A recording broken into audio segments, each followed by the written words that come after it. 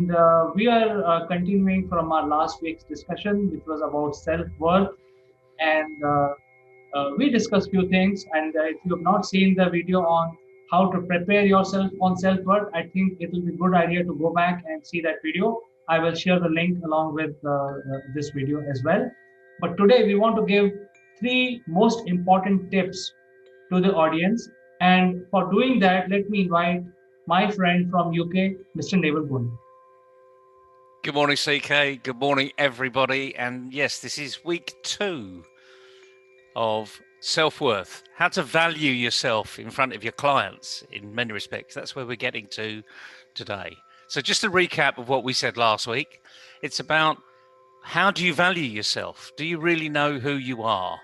So look at yourself in the mirror and write down the good and the bad about you and be able to live with that analysis, that review.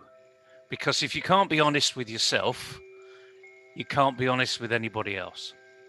And as we've said on many occasions before, CK, people buy from people they know and like. And this is where we're in the world of consultancy. So there are many Me Too's out there. So the first thing we're going to say today is do not be a Me Too.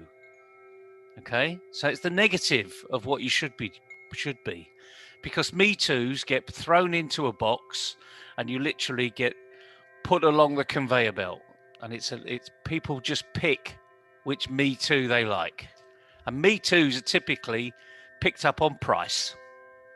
The cheaper the offer, the more likely people are going to pick it up. And although I'm going to say something about Fiverr.com, it is a Me Too arena. But it's a good Me Too arena because it gets you into a window of opportunity. So this is where you can use the being a Me Too, being someone that's good at SEO, someone that's good at digital, someone that's good at design, and put yourself into a marketplace where everybody else is.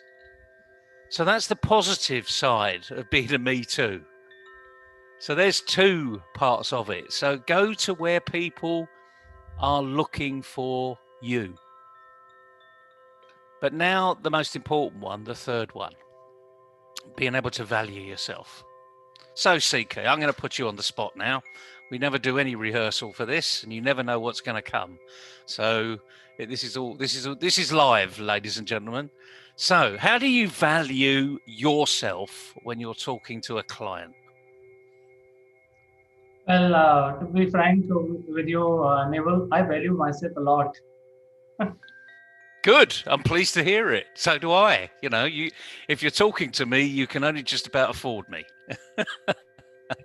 But it's a difficult one, isn't it? Because when you're in this, the thing about the digital world, as you and I both see it, there's lots of people offering platforms, from the mass platforms like LinkedIn and Facebook and Instagram to the very bespoke platforms that you get on a very local basis. So it's really hard, actually, to value what you're doing, isn't it? Don't you think? Yes. So let me ask. In fact, I will give a complete answer now, since now you have clarified. I've got some ideas, and I will also ask you a question related to Me Too. I think the question that you asked is, how do you value yourself? I have to offer the value to the client.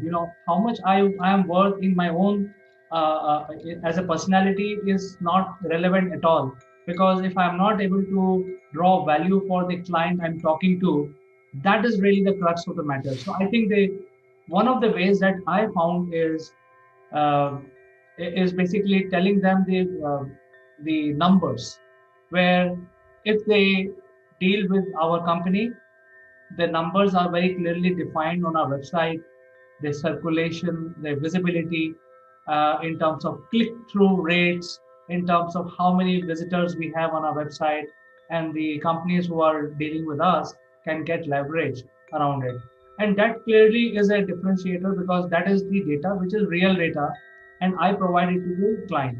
Now this data is not really the best data. There are people much smarter than what we are doing, much more mature. They have been in this business for many years, and their data when they present is better than what I present. I think that brings me to the second point of how much my circulation costs to the client. And then we can do a simple math. So obviously if the circulation and the visibility that we offer is lesser than XYZ, then obviously my value will be lesser than that. So I think we go with a simple mathematics. However, my question to you, Neville, is when we talk about Me Too, and if you look at the consultant, and if somebody is saying, hey, I'm executive coach, I will train your leadership team. There are dime a dozen floating around. I mean, just look and you will find, I mean, a simple Google search will get you thousands. So they are, by virtue of saying this word, executive coach, getting into arena of Me Too. So the question is really is that how people get out of Me Too syndrome when there are so many around. It's a really good question, and like anything else, there's ways that I've done it because I'm in that executive coaching arena, as people might call it. Although, frankly, I don't do much coaching. If truth be known, I just do lots of questions, and I ask people questions. But that's what good coaching is all about in many respects. But there are, yes, there are a million and plus executive coaches, lifestyle coaches, personal coaches, performance coaches, um, and that's just one typical profession. If coaching is indeed what they call a profession, a lot of people will know of a coach as a sports coach, someone that is there to help you improve. And that's where we need to start with. You mentioned executive coaches, so we're talking to those people out there that are in this Me Too arena of being an executive coach. Obviously, people are going to say, where's your background? Where's your proof? Who have you done this with before? That goes without saying. If you've not done that, then you better go start producing that list. Where's your case studies? Where's your testimonials? I'm not talking about huge, lengthy case studies. Remember, executive coaching is very personal. You're not going to be able to say, I mean, I know some people that do say this, they go very personally about some of the coaching that they've done, and it's very clearly who they've done the coaching with. That person is really not going to be happy about having their dirty linen exposed in the public arena. It's an executive you're talking to here. They've taken you on in confidence. It's a bit like a psychiatrist or a lawyer or an accountant. You're taken on in confidence.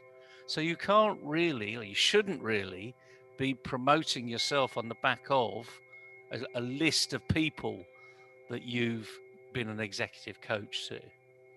At the very best, you can actually put out the companies that you've been connected to.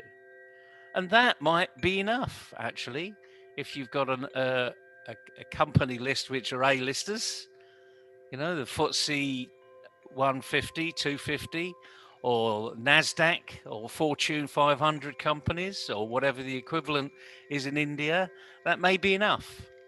But the point is, you've actually got to get your message across in a very short period of time. So, yeah, you've got to put your testimonials out there. That's number one. But then you've got to be giving in other areas. So, write an article on LinkedIn. Put out some social media on a regular basis. So, you need to be consistent. And I get a lot of people coming to me to say, I've seen you over the last 6 months and I like your consistent message. And I go back to them and said, well, I'm glad you like it. What have you done with it? Because if they've come to me and they now want me to coach them, If they've done nothing, just following me and other people for the last 6 months have done nothing with it, then it's an uphill battle because you're not going to take action. So this is where you are a Me Too, but you need to stand out in the crowd. The crowd will be saying everything about themselves. They'll be putting their ego out there. They'll be saying me, me, me, me, me, me, me. And that's why we call them Me Too's. Whereas executive coaching or any support is about you, how you've achieved, what I helped you to see, where you've gone without me being a crutch and picking up my regular retainer. And if you're a really good coach out there, never, never go for retainers. Your job is to get in, do the job, and get out again. And there is a trick here, CK. When you're working with a new company, let's just say Tata, everyone knows the name Tata, huge organization. And I'm sure there are hundreds of executive coaches that have been through the Tata executive arena, senior leadership arena, even junior leadership. If you're new to Tata, they want to see who you are, what have you done, where have you done it? Of course they do. So they want to see your portfolio. But you can go and offer to say, give me some control parameters here. Give me someone that's been on a coaching program before and it hasn't quite worked for. And give me someone who is a complete nutcase. Some really difficult member of your team. They're still there because they're performing. But they're really not a team player. They could be obnoxious. They could be very toxic, but they get brilliant results. So you can go in and say, well, give me an opportunity for someone who didn't make it with someone else and someone actually you would never, ever put on a coaching program. You might even do 2 for 1. There's so many opportunities here for an executive coach, any type of coach, to go to an organization and say, you don't know me. I've been very successful over here and here and here. How about if you're into this type of performance improvement, how about you give me a chance? Now you can flower that up in any language you like, but that's effectively what you're saying. You're basically saying, you don't know me, I've got a good track record, let me show you what could be a possibility for your organization. So But I you need think a caveat. You need to caveat that, They need to believe that coaching is going to work anyway. Because if they don't, frankly, there's no point in having the conversation. so. If I summarize the learning that you have given us, is first we need to know how much we are worth really in terms of value to the client, not to yourself, but to the client. So you have to have some impression about that. And second is you need to summarize your experience in a way that it is quantifiable. So I think these are the very clear tips that is offered today by you to our viewers, where they can get out of Me Too in a very systematic manner. Yeah, you're absolutely right. And the thing is, we are Me Too's. Just have to accept it. But now is an opportunity to stand out from the crowd. Why will they engage with you as opposed to somebody else? And it could be hard. This is where, this is not for the faint-hearted.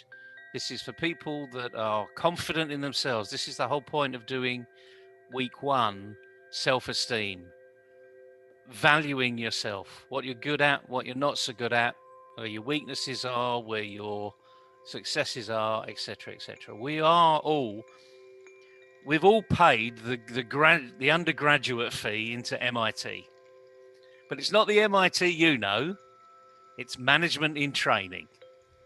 And we all are management in training, because that's where we're all growing to, whether we're in a junior management for all of our life, or a middle management, or a senior management. The point is, we're all in MIT. So now the opportunity is to get out there and show people who you are, what you've achieved somewhere else, and how it's going to be great for their organization. And let me just summarize this even further. It's exactly what you do in an interview if you're going for a job, because it's the same process. There's lots of Me Too's out there that can do the job. Why you? Why would you stand out in the crowd?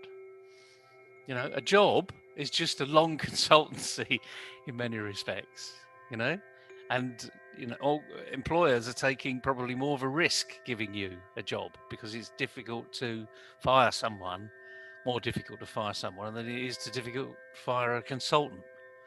An employee is a bit more complicated, not impossible, but a bit more complicated. So we're not saying anything different from any other walk of life here. It's just a matter of engaging your brain, having the right attitude, and getting on with the job in hand. So I think the second tip that you're giving is having the right attitude in order to do self-worth assessment. So I think that is number two on our list, where improving your attitude. And there is nothing called positive attitude or negative attitude. It's just the attitude to gain a market share, to go and get things done. So I think you can talk a little bit more on the attitude development for people from all walks of life. Well, our attitude is really where we all should come from, and it's having, as you say, it's not about positive or negative. It's what attitude you've got. And again, what we did covered in our first session last week was to cover those very issues. Write down on a bit of paper what you're good at and what you're not good at. And don't beat yourself up if you're not good at something. That's actually a learning opportunity. There's lots of people in the past, several people in the past have said, I'm not failing. I'm either succeeding or I'm educating myself. I'm learning. So there's no concept of failure. I'm not saying that failure isn't in the dictionary. The word fail, failure, failed, I failed. Say it, I failed. So what? You know, what did you learn from that failure? Was it really a failure? The answer is, well, you didn't quite get what you wanted, but does that mean it's a failure? So this attitude issue is massive. And all we talk about is having a can-do attitude. And no matter who we are or what we're doing, there are 4 elements at play every time we think of doing something or we physically do something. And the 4 elements are simply how we think, how we feel, how we're connected, and what's driving us. And when I say about driving, what's our purpose here? So it starts off with purpose. So we're driven. What's our drivers? We're driven by a sense of purpose. Our feelings. We need to be in control. We need to be emotionally competent and resilient. Our social drivers. To be socially connected. So how we get our message over in a social basis. And how we think. Effectively thinking. Not procrastination, because that's not really thinking. That's taking time away from real thinking. So to think effectively and appropriately. How we focused. So if all of these 4 elements, thinking, feeling, social connection, and what we're driven by, are all positive, guarantee you've got a can-do attitude. If any one of those are negative, you haven't got a can-do attitude. And whether it's an employer of someone who's going for a job, or whether it's a client or future client for someone who's going for a contract, for a consultancy, you need to have a can-do attitude. And the other thing, the last thing we're going to say today is it's not about you. It's about your customer, your client. Customer is king, as people will say. Accountants say cash is king, but it's two C's anyway. So it's either customer or cash. But in this particular instance, the customer is king. What do they need? What's their problem? How can you help them fix it? Because it's not about you. You're going to go in, do a job, and get out. Once you've left, your legacy is the job is still being done. The company is still moving forward in the way that you've helped them design. And remember, you've helped them design it. You haven't designed it for them. And I'll make that difference here, because the large consultancies of the world, the big management consultancies, will go into an organization and they will impose a process on the organization. And they'll stay there for 4 years, making the process work. And it could be quite painful, by the way, because I've been through this. And then they leave. And then after about 6 months, the process starts to fail and people start to do their own thing. And the consultancy that's just left is never blamed for it. The employees are blamed for it, because you've had long enough to change. Now, I don't think we should be getting into that arena, particularly this is the 21st century, not the 20th century of imposition. So today is all about engaging, empowering, inspiring people in your organization. And you can do that through coaching, or you can do that through lots of other ways. But the key thing is, from a consultant's point of view, go in, get the job done, and then get out. Leave them with a legacy that you have then as a testimonial. And just like anything else, CK, if you get a really big client on board, but you only get them on board in a small way because they're testing you, and you do a great job, guess where your next job's coming from? Right. The same client. Same client, or probably his competitor, because if we are able to showcase, hey, so much advantage in terms of value to the client, and the competitor starts seeing you, and probably you can get more business from a similar industry or similar clients.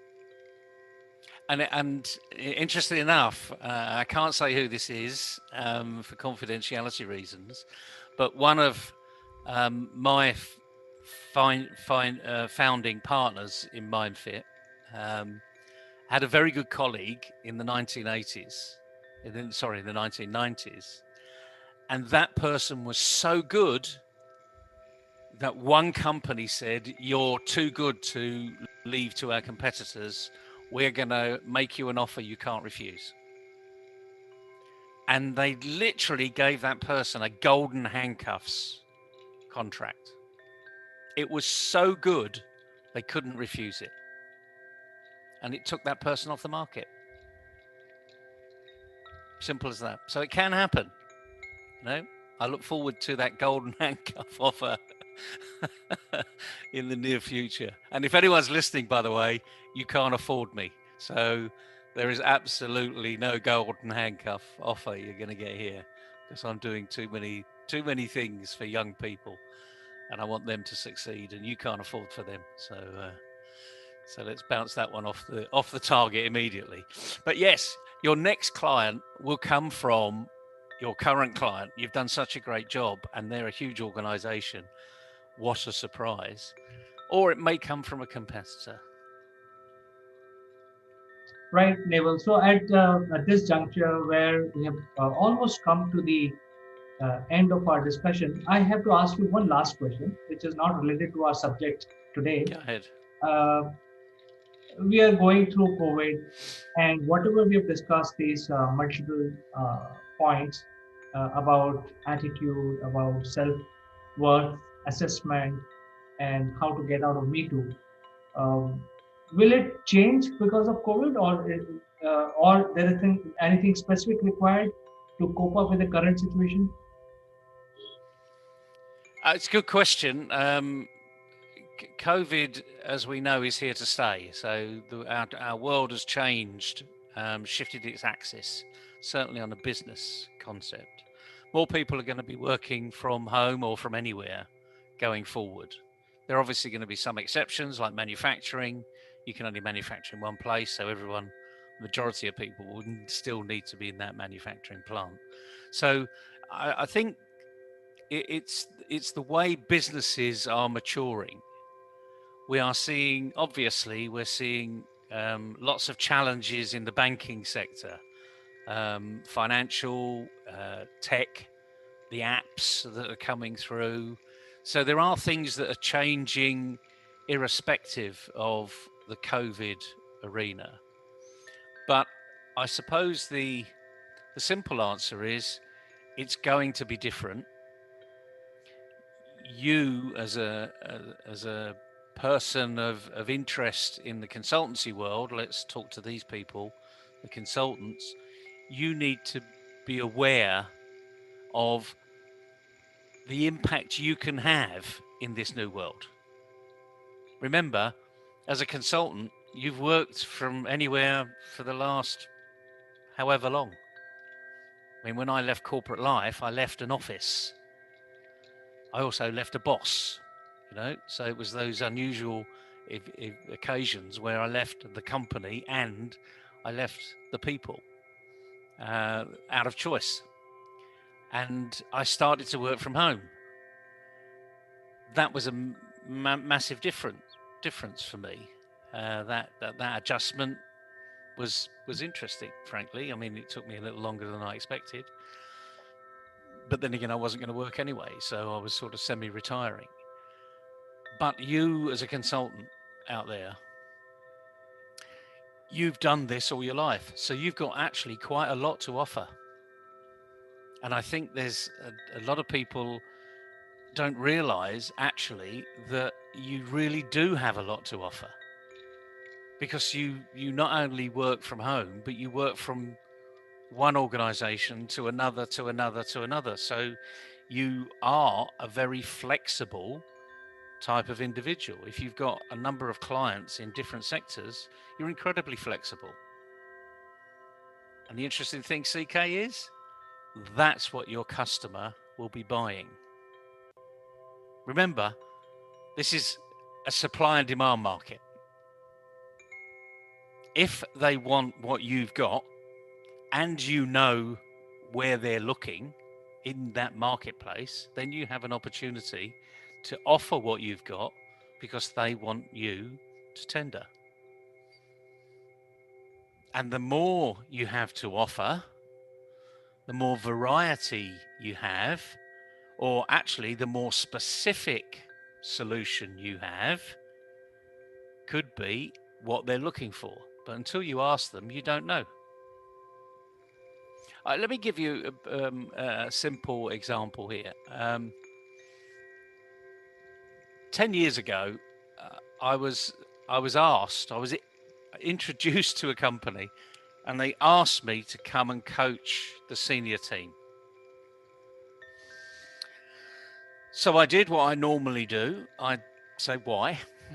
Because I want to work with an organization that wants to be successful, really wants to make changes and prepared to make changes. So I went and talked to several people in the senior leadership team.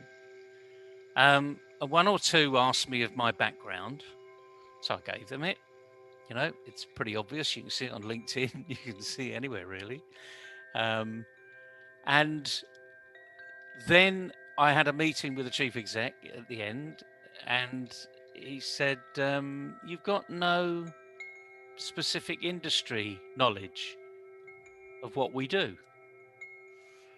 And I said, "Specifically, no, you're right. Why'd you ask?" He said, "Well, you really need to know about our industry." And I said, "Well, hang on a minute.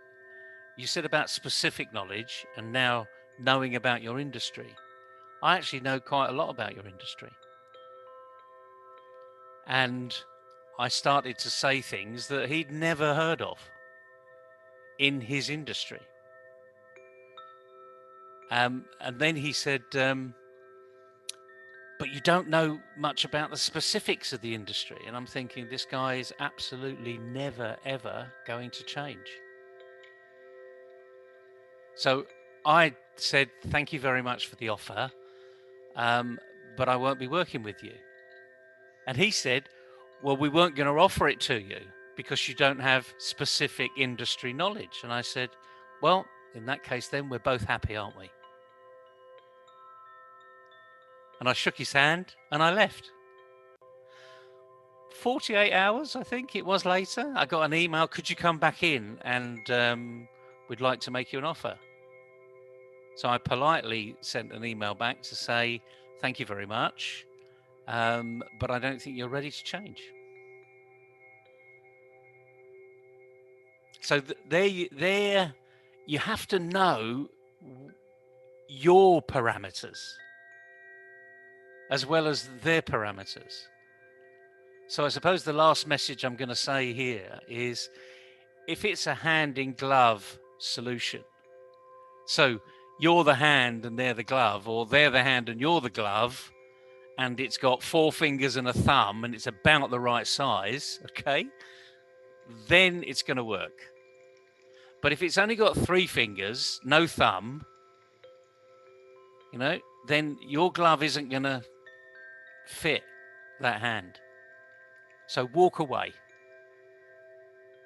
Don't force what you're doing into what they want, because it's never going to work. The marriage is not going to happen. Easy for me to say, very hard for people to do, especially when it's the only offer out there. You're right, Neville. I think you have shared a lot many stuff today. Lot of advices you have given directly, indirectly to our viewers. I think it's going to help us a lot. And you're always available to help people, executives. So any viewer who are watching this and want any specific help from Neville, you can reach out to him directly, or we can reach out to us, and we will connect you with Neville. So with this, I will end this discussion, Neville. Thank you very much. We will catch you again on Naval Gunt Live next Wednesday. Until then, bye bye. Bye bye. Have a good day, everybody.